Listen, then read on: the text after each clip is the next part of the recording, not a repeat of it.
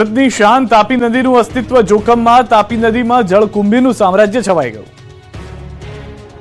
સુરત મહાનગરપાલિકા દ્વારા તાપી શુદ્ધિકરણને લઈને ખૂબ મોટી વાતો કરવામાં આવતી હોય છે. સુરતનો દેશભરમાં સ્વચ્છતામાં પહેલો નંબર આવ્યો છે, પરંતુ પાણી પીવા માટે જેનો ઉપયોગ કરવામાં આવે છે તે કોઝવે ખાતે જળકુંભી જામી ગઈ છે. સુરતની આન બાન અને શાન કહેવાતી તાપી નદીમાં ચારે તરફ જળકુંભીનું સામ્રાજ્ય છવાઈ ગયું છે. તાપી નદીમાં ક્યાંય પાણી દેખાતું નથી. જળકુંભી ખૂબ મોટા પ્રમાણમાં તાપી નદીમાં જોવા મળી રહી છે. તેના કારણે પાણી પણ ખૂબ મોટા પ્રમાણમાં દૂષિત થઈ ગયું છે, જેથી શહેરીજનોની સાથે સાથે સામાજિક કાર્યકર્તાઓ પણ ગંદકીને લઈને સવાલ ઉઠાવી રહ્યા છે. ત્યારે પાલિકા દ્વારા તાપી નદીની સફાઈ પણ યોગ્ય પ્રમાણમાં થાય તેવી માંગણી થઈ રહી છે. તાપી નદીમાં જ્યારે જળકુંભી વધી જાય છે ત્યારે જીવાતનું પ્રમાણ પણ વધી જાય છે, કારણ કે જળકુંભીને કારણે પાણીની સ્વચ્છતા જળવાઈ રહેતી નથી. ભૂતકાળમાં પણ અનેક વખત જળકુંભીના કારણે દૂષિત પાણીનો પ્રશ્ન ઊભો થયો હતો. વૈજ્ઞાનિક દ્રષ્ટિએ પણ જોઈએ તો જળકુંભીના મૂળિયા ખૂબ જ ઊંડાણમાં જતા હોય છે અને તેના કારણે પાણીની જે અવરજવર છે તે પણ ઓછી થઈ જાય છે. તેના કારણે પાણીમાં દુર્ગંધ પણ શરૂ થઈ જાય છે.